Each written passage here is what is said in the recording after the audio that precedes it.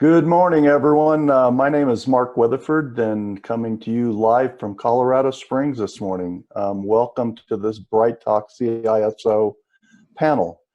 We have the great luxury today of having three world-renowned, if I may say so, CISOs. We have Amos Stern, Dan Lohrmann, and Gary Hayslip.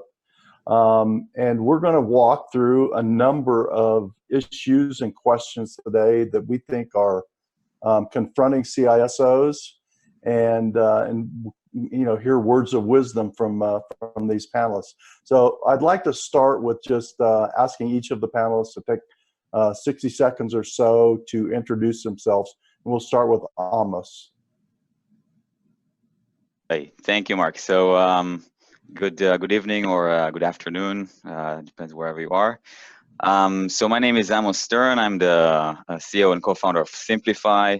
My security background starts from, as you can glean from my accent, probably from the Israeli intelligence. I've been there for about 10 years. I was running cybersecurity for the technological unit. So, in the army, the title chief is preserved for other things. So I was not called a CISO there. But I was still effectively doing the same, in charge of application security and infrastructure security. And afterwards continued in a defense contractor, continuing to do cyber and intelligence. And the project mostly revolved around security operations and incident response training and simulations.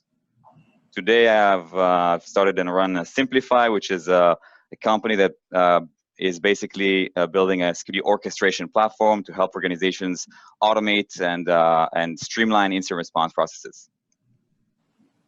Great, thank you, Amos. Gary? Good morning. I said, yeah, my name is Gary Hayslip. I come from the DoD background. I was active duty military for about 20 years and in civil service as a CISO for the U.S. Navy. And then I was the CISO for the city of San Diego. Currently, I'm the Vice President of Cyber and Risk and the Global CISO for Webroot Software. Webroot is a company that, we have a whole line of security products. We're focused more towards the SMB market and the managed service provider market. I do internal cybersecurity, but I also help with product and also talk with customers and kind of get an idea where they see, cybersecurity going. And it's very interesting. The SMB side is very different than the enterprise side. And it's a unique view to see how small businesses are kind of scrambling and looking at how they can just do basics, vice enterprises that have more money and larger teams and how they do cybersecurity. And so I've been kind of working in both worlds. Great. I'm gonna delve into that a little bit more later, Gary, because I think that's an interesting kind of topic there. Dan Lohrmann, please. Thanks, Mark. Good morning or good afternoon, actually, from Michigan. I'm Dan Lohrmann. I am the Chief Security Officer and Chief Strategist with Security Mentor. And my background actually started with the National Security Agency in Washington. I was in England for 7 years with Lockheed and Mantech, and then 17 years in Michigan government. A lot of different roles in Michigan. It's where I met Mark, Gary. I was a CISO, CTO, CSO in Michigan, and joined Security Mentor about 4 years ago as a chief strategist. And I do a lot of blogging, writing, speaking around the world on this topic and mentor a lot of CISOs. So really excited to be on the panel this morning. Thanks, Dan. And I didn't realize you had been over at Security Mentor for 4 years. Wow, that's amazing. So let's start out here, and I'm just going to toss this out. Gary, why don't you start, and then the other, Amos and Dan, jump in. How have you seen the role of the CISO change?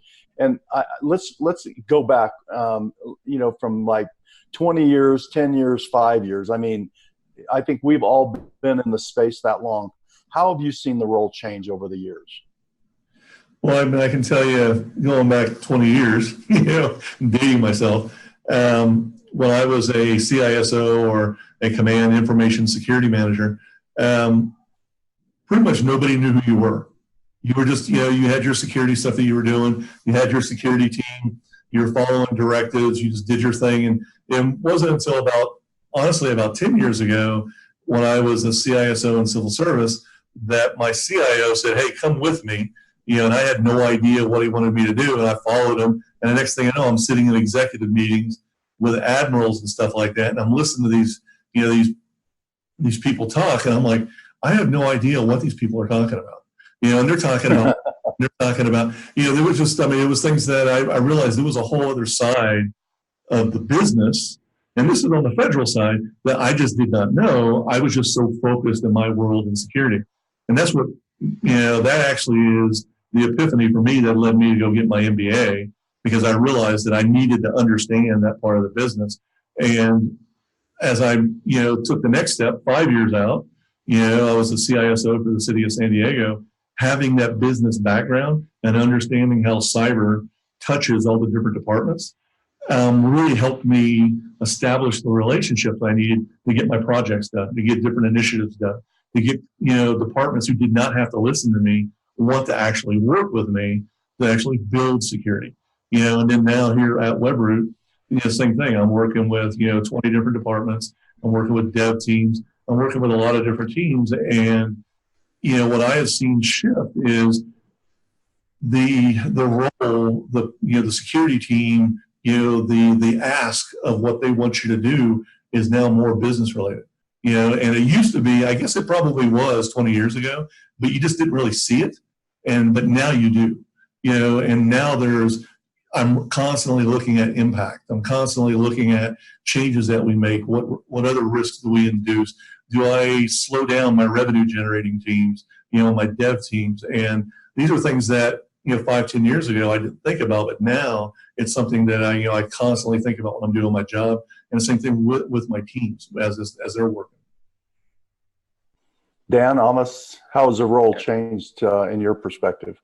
Yeah, so I completely agree, and I wanted to add that one of the things I saw is the position basically changed from the prohibitor, like I'm stopping things, I'm not allowing things, to a business enabler, right? So maybe dating 15 years ago, I remember most of the queries come to your desk from below, right? So from different teams wanting to do things and coming to you to please allow me to do this, please allow me to do that. And I feel like in the last few, I don't know if it's the last 5 to 10 years, maybe around 5 years, it mostly comes from the top. So you receive requests from the business management, can you enable us to do this? Can you enable us to do that? And I think this is a very big change, and I agree completely about being more involved in the business and not just the technicalities, but actually understanding and trying to, basically the realization that the CISO is there to help the business grow. And there's a lot of things that comes into that as well in order to, for example, a lot of board exposure in understanding what priorities should be for the security, right? Where we should first focus, how do we prioritize, and things like that. And I think another big difference, different mindset is we used to be saying that there was a shift from detection to response, like different buzzwords like that. But I think that we really were focused 15 years ago on very rudimentary detection, and just putting some security controls. And I think today we're basically not thinking of are we when will we get breached, or have we got we basically think we have already been breached. Let's find out where this breach is. And I think it's a different mindset, which percolates to hunting and different terms like that have a completely different assumption of where the breach is. Yeah, great point. Great point. Dan? Yeah, great points. I don't want to reiterate some of those, but I think in my view, really you look at the role has gotten much more complex. I think more of an executive role. And so I think when I started as CISO in Michigan in 2002, certainly in the government space, in the federal space, and state government, it was much more of a technical role. It's become much more of an executive role, as they were mentioning, much more of a C-suite kind of a role, more focused on risk. It's become more sophisticated in that, people, there are metrics, the measurements are there that maybe weren't there 10 years ago. But there's a lot of similarities as well. There's a lot of I think it really the good lawyer answer, it depends. What background people come from, as far as, do they come from a technical background? Do they come from a business background? Do they come from an executive background? I think different people focus on different aspects of the role today. We're going to get into that a little bit later, I think, Mark, but some of the challenges people come to the table with in that. You were going to say something? Great. Thanks, Dan. And so I think we kind of set the table here. Yeah. Let's just jump right in. So I have one, and let me jump right into this. I have one question from the audience, and it kind of fits in here. So what should a CISO plan for the first 90 days on the job? We all come in to a new job and we're thinking, okay, we have to understand the environment. We have to understand the people. We have to understand the politics. But more importantly than that, how do you plan for that first 90 days of a job? Dan? Yeah, I mean, first of all, you have to have a plan. So, have deliverables, 100-day, 6 months, 1 year, definitely, because a lot of places, they don't have that. I think right out of the gate, certainly, most people do these are things people do well, but you really want to build relationships. You want to set a benchmark. What is the level of risk that you've got? So basically an as-is assessment. Where are we at today? And then where do we need to be? And kind of starting out with that really good baseline right up front. I think it also depends upon, I was kind of leading that in the last question at the end there. Are you walking into a situation like where there was just a major breach and you're brought in as the new guy who gets all the budget and gets all the authority and you're the one here to clean it up? Or are you coming into a situation where you're just kind of like you're the guy down the hall that nobody talks to? I think the key is right out of the gate is building relationships, building that. And I really kind of say quickly, I'll say in 5 areas, you really want to have relationship with your staff. You want to have relationship with your peers, your management, the vendor community, and your customers. So really having a plan that really hits all those different areas. It's challenging, but a good assessment right out of the gate and building good relationships is a good place to start. Thanks, Dan. Gary? I typically, I've written about this, and I kind of look at it as if there's a whole inventory phase in that 90-day period. My thing is coming to a new organization. I'm working with my staff to find out what's their level of maturity, what kind of skill sets they have, what kind of services they're providing our various business units and our departments. I'm looking at my security stack to see what do I have, what kind of budget do I currently have. What previous assessments have been done so that I can see if there's any outlying things that we need to fix, or have they even done any assessments recently? I'm immediately, I want to reach out to my peers and my other business units and start establishing those relationships and find out, right away, I'm curious about shadow IT. Do they have issues with my team? Are they going around my team and doing things so they can get the job done? It's in that 90-day period, it's a big collection of data to understand the services and understand the networks and the technology, to understand the business. What is the overall business? What is its strategic goals? Are you actually aligned to support that? Or have you guys just been kind of sitting in the closet and no one really knows who the security team is? With that kind of information, then I typically I may probably do like a CIS 20. I'll do a really quick down and dirty assessment to go ahead and kind of see baseline where my organization's at from risk. And the results from that will kind of give me an idea as to, do I need to dig deeper? If I score about a 70% on that, then I know my organization is mature enough to look at NIST or ISO. If I score less than a 70%, I know I've got issues with my security controls, and I need to start reaching out and digging deeper to find out, what changes I need to make. All of these things will go into building a larger strategic plan so that by the end of 90 days, I want to be able to talk to, like here at Webroot, I report to the CFO. I want to be able to lay on his desk a strategic plan of where I want to be at, 12, 24, 36 months. And not only the gaps that I've found, but the gaps that I found, the list, I want to reach out to my peers and my other departments that I've identified and have them help me prioritize that list, because they'll better understand that list and how it impacts business So I want them to help me prioritize that list, and then I'd come to my CFO and kind of lay it out, whoever my boss is, and say, this is what I'm looking at. This is my prioritized list. These are issues that I see, and risk-wise, where I think we're at currently, and I want to break this down in pieces, and this is what I want to work on first. So, almost before I go to you, I have a follow-up on that, Gary. So, what are the big differences that you've seen working for a security product vendor and your previous experience working in an enterprise? The interesting thing is that the previous, like when I was working at DoD, if you were in cyber, you had a hammer. You had DoD directives, federal directives, and you could go ahead and pretty much, people understood they had to go ahead and, kicking and screaming, you could go ahead and make them do what you were saying. The problem is that you don't really build a relationship there, and people tend to resent you, and it does make your job extremely hard. In the city, it takes a long time. That 90 days actually ends up becoming 180 days because nobody really listen to you, and you got to build a relationship and trust, and they got to see the value of what you're trying to do. Working here at a security vendor has been interesting because every one of them thinks they're a CISO.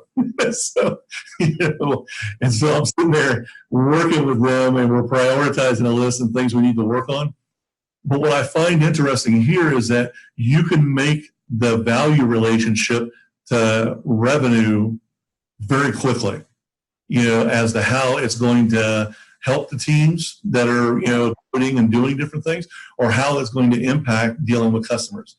So that's one thing I really like working here is that value story I can tell very quickly, and I can also, if my teams are aligned correctly. I mean, are we actually doing the right things? Are we providing the right services? I found when I got here 18 months ago, we weren't. And we've made some changes, and we put together a plan. We just did a new reassessment, and we're going to make more changes. Great. Amos? Yeah, I think Gary and Dan put it really, really well. I will just summarize it to some of my points. The first few things to do, one is understanding the priorities. So what is important for the business? Where are we even going as a business? Are we now in a transition to the cloud? Maybe I need to focus on that. Are we going mobile? Is this like an IoT? Where is the business going? So I can, if we're going to the cloud, maybe I will not focus on insider threat, or it really depends. I mean, obviously all these things are important, but you need to understand which one is the one that I should focus on. The other thing is obviously identifying the gaps, and what's missing in terms of first telemetry, even to know that there's an issue there, and then what security controls I might be missing. Learning the team, because you're going into a position and there are already people there. So who are those people? What are the different functions? What is the team dynamic, and so on. And Gary talked about it as well, but building the trust within the organization, I think, is super, super important. In the first days, it's you have only one opportunity for a first impression, they say. So you need to make sure that all the different key positions that you are in contact with you should build a good relationship, because otherwise, if they try to go around and bypass and circumvent security, in the long term, it would not be a good outcome. And then I'd say figure out what are the existing processes, and that talks a little bit to the maturity level. But understand, this is another way to understand what's the maturity level of the organization is. How well are the policies and processes established? If any team wants to do something, how well is the security team involved already in that decision process? Do they have the hand on the tap, or are they only someone that advises of how to do things, and so on? And from there, you can go on and build that plan. Yeah, those are great answers, and I'm getting a bunch of questions in from the audience right now.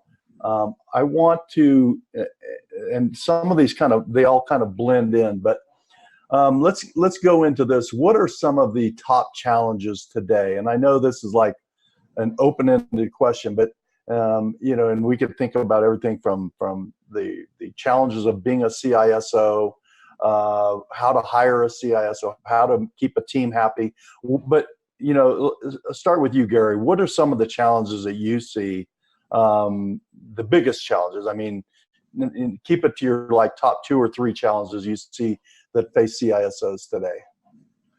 I think one of the biggest things, I'm seeing a lot of, and I mean, and I mentor CISOs and work with people coming in the field, from vets to just people coming straight out of college and brand new CISOs. And, one of the biggest issues I even deal with at times is there's a whole security fatigue issue in that, boards, CFO, hey, we've given you funding. Why isn't that fixed yet?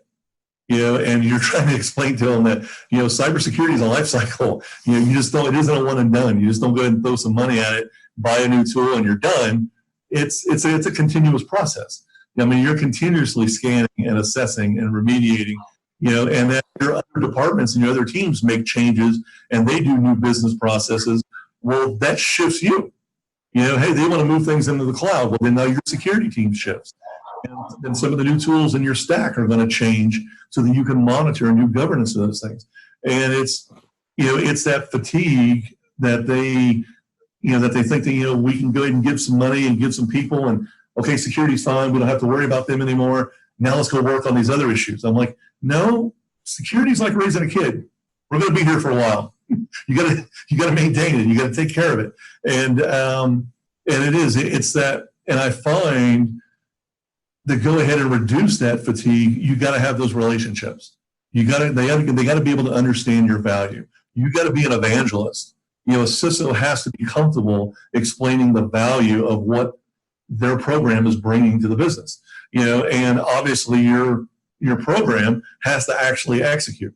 They actually have to work with customers. They actually have to answer tickets and keep people happy. You actually have to do your initiatives and do your projects and get them on time and on budget, and actually collect metrics over time so that you can show value, so that you can show the risk reduction you're doing.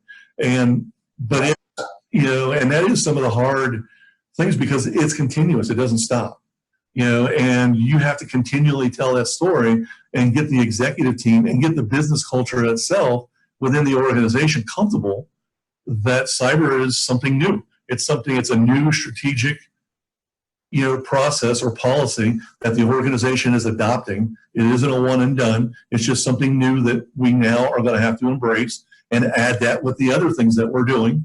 And the security team, hey, they're here, they're visible. These are guys that you can go talk to, men and women. They're here to help you. And so it goes both ways.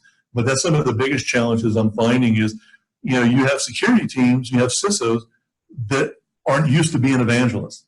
They're not used to speaking in, hey, what's the value of my company? What's the value of my security program? They're just like, hey, I'm protecting you from the bad guys. No, you've got to put that in better business terms.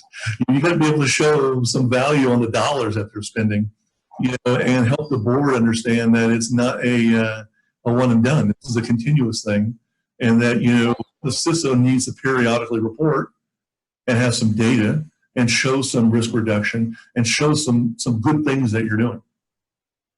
That you remind me. Cliff Stoll, the guy who wrote The Cuckoo's Egg, has a great quote, and he said, Cliff Stoll is like a geek's geek, and he said, I thought all I had to do was tell the story. He said, no, you don't.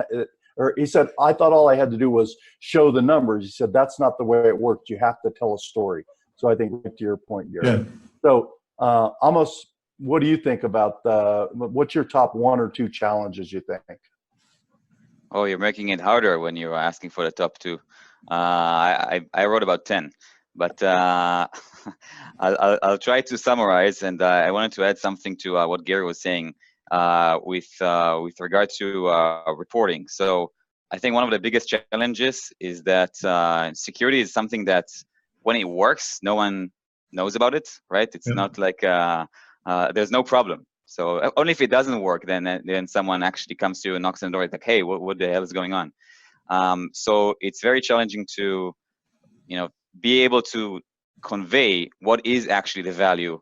And I think Gary was saying risk reduction, and I agree that's the way that you should talk with the executives and with the other teams to be able to demonstrate that.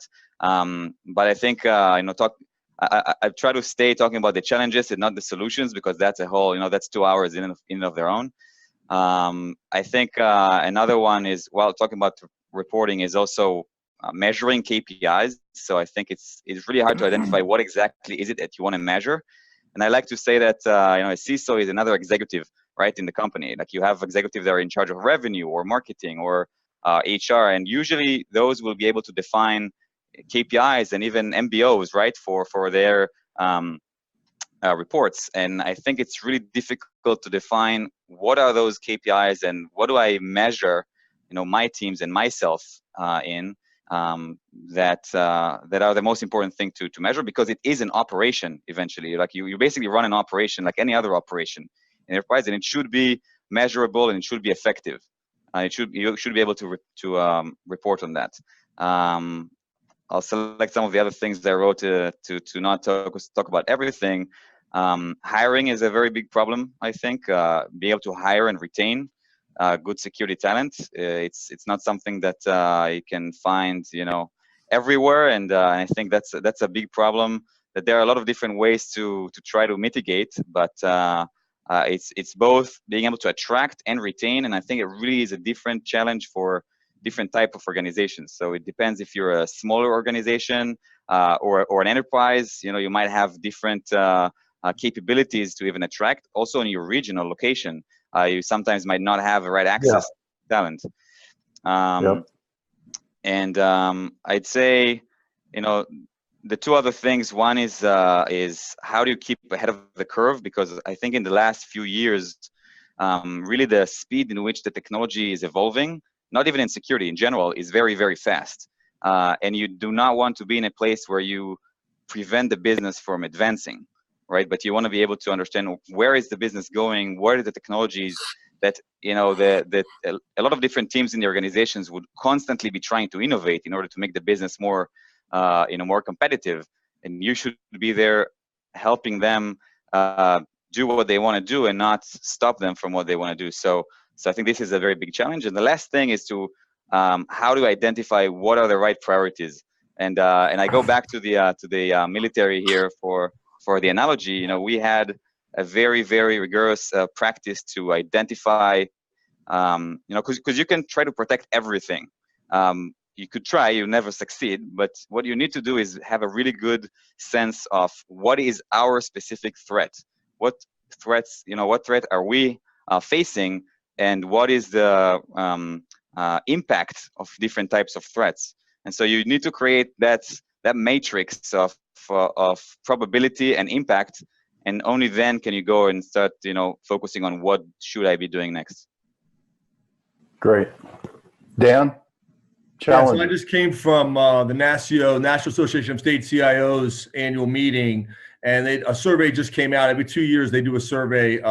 Deloitte does it along with NASCIO. Mark, I think you remember back in 2010 or 2012, you probably responded to that survey. So they come out with this every 2 years. This is, I think, their 5th rendition of it. It's been the top 3 items since 2010. So 2010, 2012, 2014, 2016, 2018, same top 3. It's budget, threats, and talent are the top 3. The order of threats and talent changed this last time a little bit, but budget, resources. I think these are large buckets. We could all probably tell war stories about each of these 3, but how do you get the resources you need?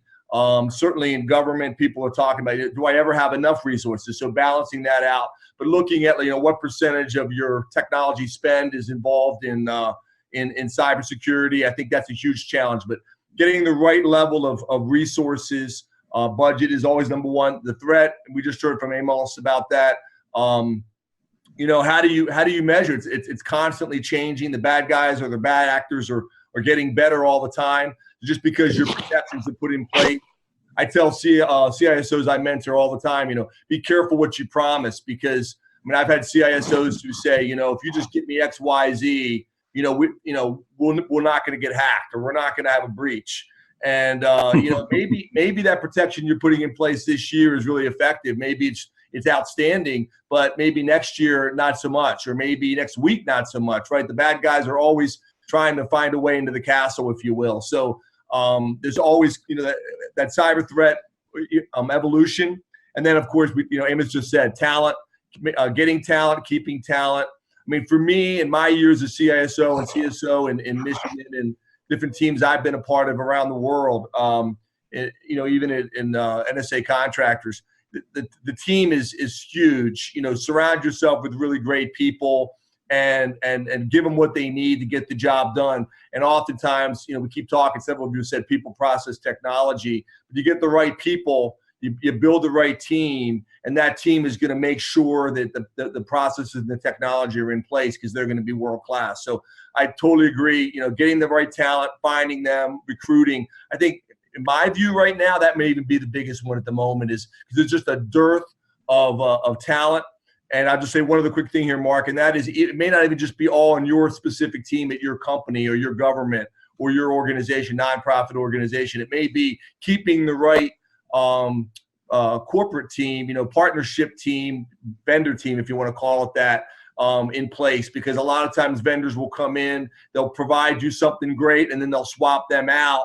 And you had the A team, in the beginning, but after 90 days, they're bringing in the B team, they're bringing in the C team. So being really cognizant of that as a CISO, creating the right team and making sure that they stay in place is huge. Yeah, great, Dan. So we're getting in a bunch of really good questions from the audience here. So I'm going to throw out all of our prepared questions, and we're just going to go right to the audience questions. If we come back, good. If we not, but I want to go back before. I want to go back. Gary, you talked about fatigue. Let's talk about fatigue from a different perspective. And each one of you talked about the importance of the team. I think something that I see is occurring more frequently these days. There's becoming fatigue about being security people.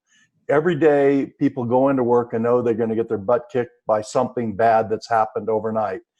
And I think it's becoming a challenge for CISOs to maintain morale among the team as this evolution continues on. I mean, we know every day that something bad is going to happen.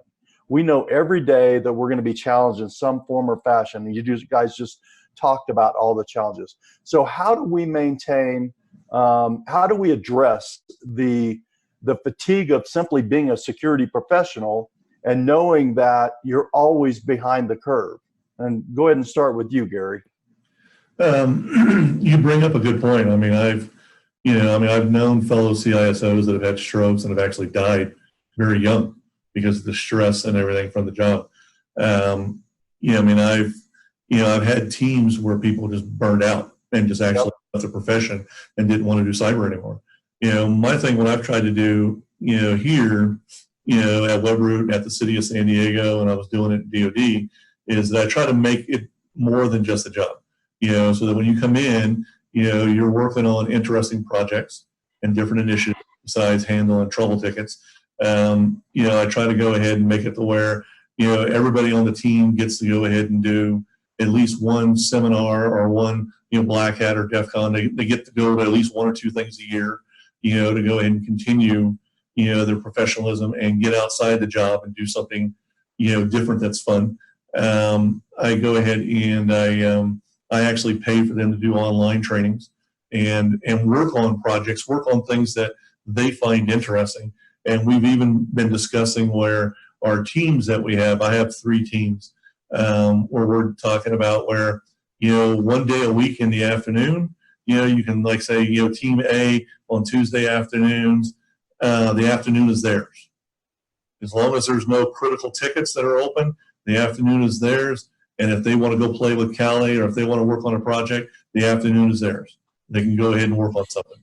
And then at the end of the month, when the team gets together for donuts for the security monthly team meeting, they brief on what they're working on, what they learn. And so I'm finding adding those kind of things in. Like, this last year at Black Hat, B-Sides, and DEF CON, I had my whole team there with me. I had everybody. I had my whole department there with me. And they even wearing my kilt at Black Hats. I was going around wearing my kilt, and they talked me into it. And we monitored our tickets. We monitored everything remotely. We, did our jobs, but at the same time, I had everybody there. And we did different leadership trainings. We did, things that make it fun. Because I want them to go ahead and get comfortable with the job and be able to pace yourself and don't get burned out, don't get stressed. And one of the big things I've really been telling them a lot of is that, hey, the risk we see, the risk we're dealing with, the risk that we're seeing in our scans, that we're remediating everything, the biggest thing I've told them is we don't own that risk. So don't suck it all in and just let it eat you. The business owns it. The business has the technology decisions. They own the risk. Our job is to make it visual, to document it, to come up with ways to remediate it so that we can present it and then help them go ahead and fix issues, put controls in place, but we don't own it. So don't let it eat you. And so it's stuff like that. And I tell my director, my team leads, same thing. Watch your people. Don't let them get burned out. Great. Dan, we have about 9 minutes left, so keep your answers short here. But Dan, I do want to hear what you think about this fatigue issue. No, it's huge, Mark. And I actually have a whole blog of 7 different things that why security pros fail, and this is one: burnout. So I think just a couple real quick points. One, people need to understand, CISOs need to understand, your security teams need to understand you're in a marathon, it's not a sprint. This is not about just this, this next issue or this next, breach or this next incident. It's really a marathon. Your career is a marathon. You got to treat it that way. I also use a lot of sports analogies. I like to tell you, just like you look at sports teams, how do you build a culture of winning? And how do you build a culture? You look at, I'm a big college football fan, but you look at how does Alabama build their culture? Probably Michigan, right? Yeah, I'm in Michigan. I'm a Michigan State fan myself. But how do you build a culture of winning? How do you build a culture that the new people coming in all the time, new quarterbacks, new team members, but they keep winning? And I think there's a lot you can learn from that. And there's how there's a lot of similarities actually between cybersecurity and football. But the offense and defense, how do you build a team? How do you keep that going? Work-life balance is a huge area. Gary did a great job laying out some perks, making it fun, making it engaging, building the team. But really think about how do you think about this as a marathon, and what are the things you need to be doing as a team to build a winning team and a winning culture. You constantly keep the talent in there, even as some are going to go and some are going to be staying. Great. Amos? Yeah, I just going to add a few things. Gary said it really well with in terms of who owns the risk, and I think this is a very, very important point to hammer on. And I think you have to take your team and make sure that they are connected to the business, right? So they understand, they feel like they are part of the business, not like they're a security team sitting in the dark, doing some stuff and nobody cares about them, but they're actually part of that. They understand where the business is going, keep them engaged, involved in the conversations of where the business is going. I think also just to make sure that they are involved with the rest of the teams as well. So even do joint events, make sure that they go together with people from other teams so that they would have a closer affinity and relationship with the security team. I like to do things that are like, I call it like cross-pollination between teams, both in the security team, by the way, and outside. So you could take one position from, a security analyst, put them for a day next to a malware researcher, or take an application security, put them with another team, vulnerability team for a day. You'd be surprised at how much this will help, both in terms of making their interests higher and get them outside of their day-to-day kind of like mundane job and get their creativity and get another point of view on what you're doing. And of course we mentioned conferences and so on. And one of the things I think is also important that I like to focus on is changing the mindset from doing the repetitive mundane things to thinking in more high level of what can you automate and what do you have to actually do yourself. So when you're constantly finding yourself doing the same thing, you should be asking, you should also educate the team to be thinking, how can we not focus on that, but actually focus on the higher level things and leave the mundane tasks to the machines. Great.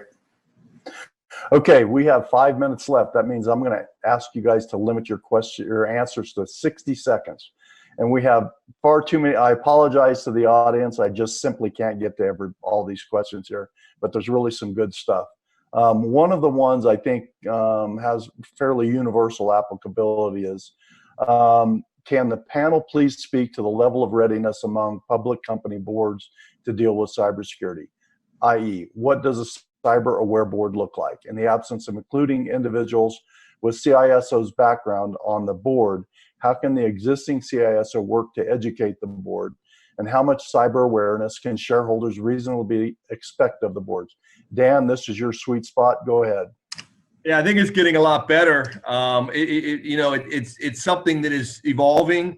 It's certainly one of the areas that is the first question we started with, which was, where how's it changed over the last 10 years? And I think right now it's becoming, because of the major breaches, because of the headline, because of the stock price issues, the boards are getting better, their questions are getting better, they're putting advisors on boards. But certainly this is an area, there are whole workshops just on this, how do CISOs address the board, how do they work with boards. I'd encourage anybody, the person who asked that question, to take there's all-day workshops on this, there's whole courses just on how CISOs can talk to the board. I encourage you to do that and to take that level of class, what kind of questions the board's going to be asking and expecting you to come with answers to. So I'll keep it brief, Mark. I'll just stop at that for now. Thanks, Dan. Okay, Amos?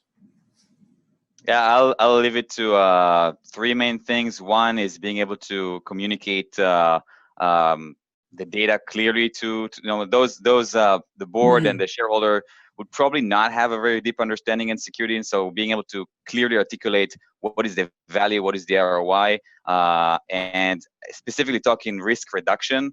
I think vocabulary, how is what we're doing help to reduce the risk?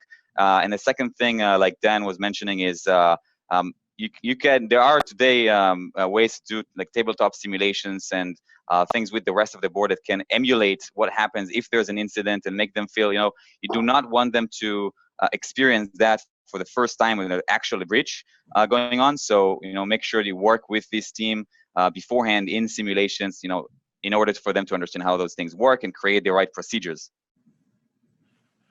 Okay, great. So Gary, before you answer, I've just been advised that we have an hour, not 45 minutes. I apologize. I thought we only had 45 minutes, so this is great. We can go on. So Gary, what do you think? Well, I think, the big thing is that, you definitely want, as a CISO, you want to be able to speak, to the board, and not just once a year, you'd like to have once a quarter.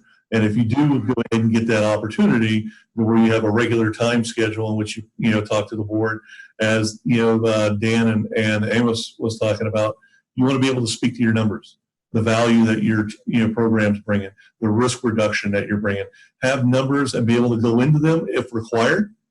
And and it's like when I've done it, usually when I've done it a couple of times, usually I'm only bringing a couple of slides.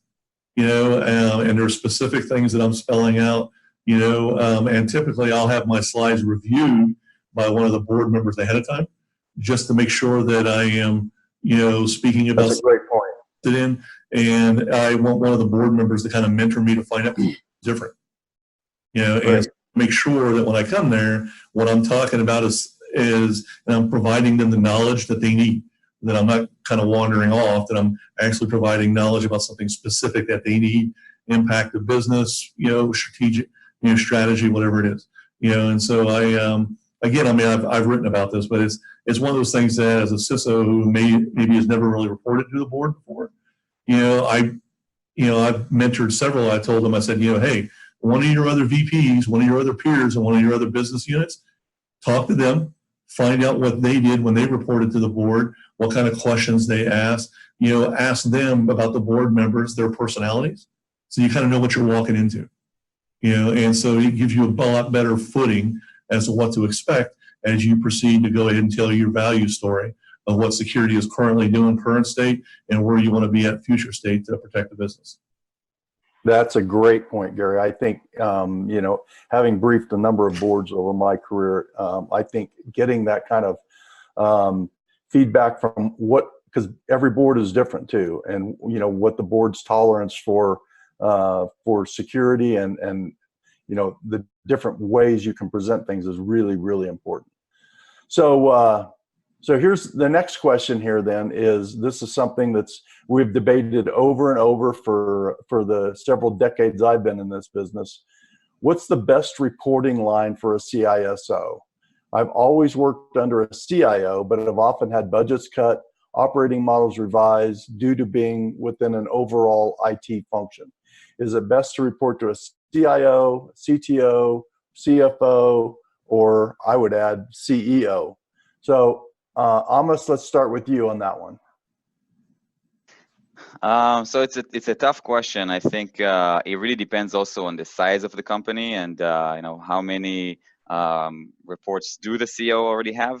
I think ideally this would be something that is more driven by business. So I would say CEO or CFO if possible. If not that, then the CIO would be my next priority, because again, this is not something that's technology, right? You do not want to be reporting to technology function, but to a business function. And then the last one to me would be the CTO. Again, because of these arguments. Gary? I've had a little bit of everything, to the truth. I've reported to CIOs who did everything to make sure that I stayed in my spot, and they handled all the board briefings, and they handled all the budget, and I just got whatever they gave me. But then I've also had CIOs who mentored me and took me to boards and put me up there and gave me the experience. So it kind of goes both ways. Currently, I report to the CFO.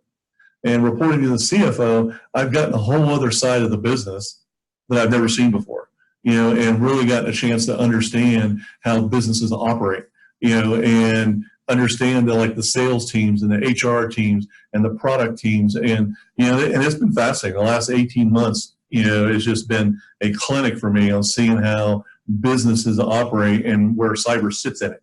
And how, because to me, cyber is like water. It just kind of flows through the business. And sometimes you see it and sometimes you don't. And I'm finding reporting to somebody other than the CIO, I get a chance to see different views that I'd never seen before. With that said, though, if you don't report to the CIO, you want to be peers with the CIO. And the reason is that you're going to work with his or her teams, because you need their teams to do a lot of your stuff with security controls and different initiatives and projects, and they need your teams. So you guys still have to work together. And the best thing I've seen is where if the CISO is reporting to a CFO or somebody else, they are still peers with the CIO so that they can still be effective, and be able to work with each other and be able to get things done, because their teams have to be able to work together. And if they're not peers, you have some major issues with the teams jockeying and actually getting in pissing matches with each other. But if they're peers, you can still kind of get things done, and risk is more visible. And I can tell you this whole discussion. I'm on the CISO roundtable for San Diego. 5 years ago, when we talked about this, it was about 60% CIO and about 40% other. For who a CISO reported to. Just recently, we have about 130 plus members. We asked them, same question, who you report to, and it's totally flipped. It's about 60% other and about 40% CISO. And that other is everything from chief risk officer, the CTO, to CEO, CFO. It's a mixture. It's a wide mixture. Yep. Dan? Yeah, I'll be brief. I think great answers from the guys. I would just add a couple quick things. One, I think the more important question is there executive buy-in from the top? Whether you report to the CEO or the CIO or the CFO, I have my opinions on that. I think the challenge of being not under the CIO, which many of you probably are under the CIO, is that you can be viewed as an external auditor sometimes. You're not brought in to those big projects, or you're not involved, just like Gary just mentioned. I think it's really important to get on boats that are leaving the dock.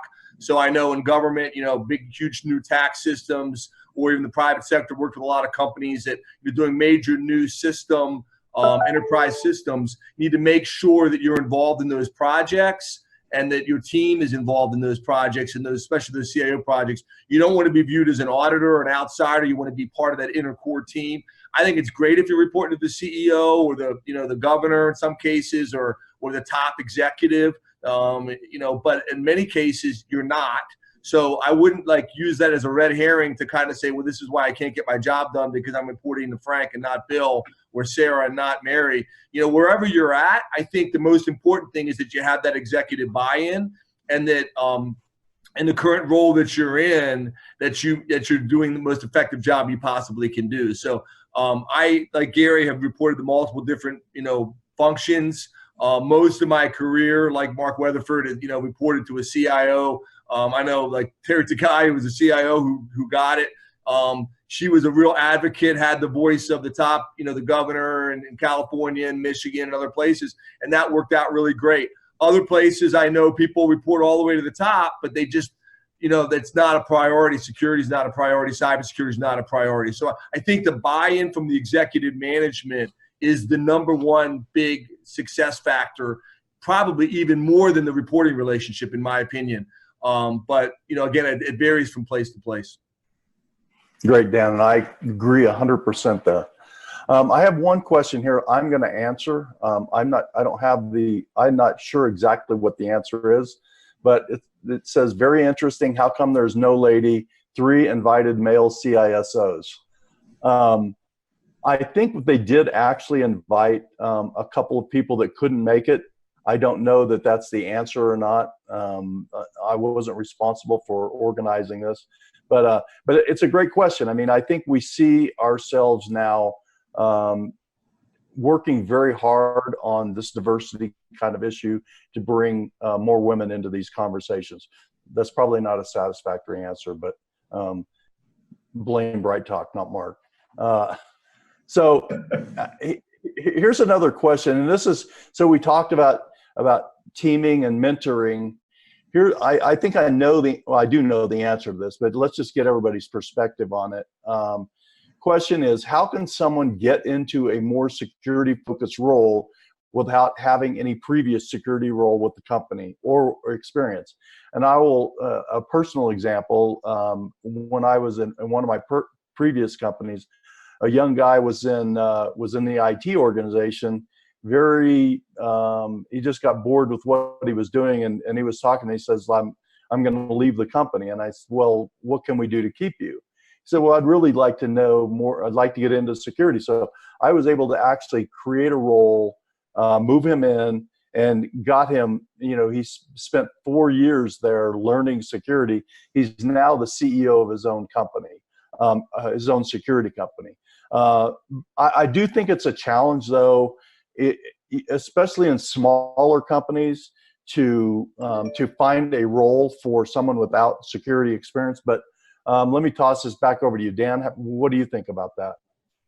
Yeah, I mean, I've seen the same thing. A lot of companies are now, and governments as well, doing, because they can't find the talent, they're bringing in executives that are, successful in other fields, maybe, CTOs, or they come from the different side of the house, maybe database, whatever the expertise is. One of the things I tell people a lot, especially lower level security pros that are just starting their career, is they gain an expertise, whether it be in networks or databases or programming, become an expert within that. Everything's becoming more and more specialized. So a lot of times individuals become security experts within databases or security experts within the field that they're in. So that's one way. At an executive level, at a CISO level, I'm actually seeing a lot of people coming into the field that don't have security backgrounds. And that's almost a whole nother talk by itself. How do you get them engaged? How do you get them the experience they need when they don't necessarily have that security background? They really need to surround themselves with people with security experience in different situations. But I think it's happening quite a bit. I think, people going out and getting CISSPs, they're taking boot camps.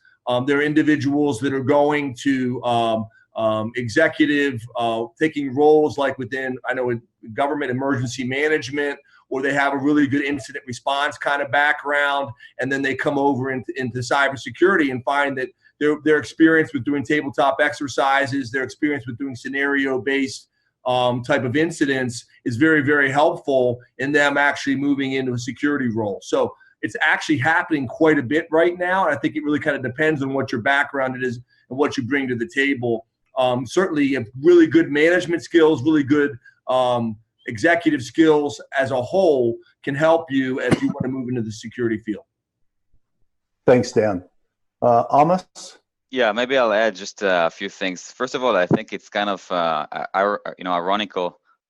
It's irony that I remember maybe 10 years ago, most of the exodus was on the other direction, right? So we had people in security, and they were just so tired, and they wanted to go to other places in the company even, and I had people that wanted to leave the team and wanted to go to be software developers and other things, because that that was the future. And it really also depends on if the question that you're asking is with regard to more security engineering focused positions or more high level management. And I think with the management positions, obviously first you need a few key capabilities or skill sets, right? And I think that security expertise is just one of them. And you can complete it, so you can go to different courses, you can go to different trainings and so on, and you can get some. At least you need the basic understanding to be able to talk to your people, right? But then the other things that are not less important in today's, goes back to the first questions that you asked about how the CISO role changed, is that you need to be very management. You're basically like any other management function in the organization. So I think important things are business mindset, understanding where the business is going, is being able to be very communicative.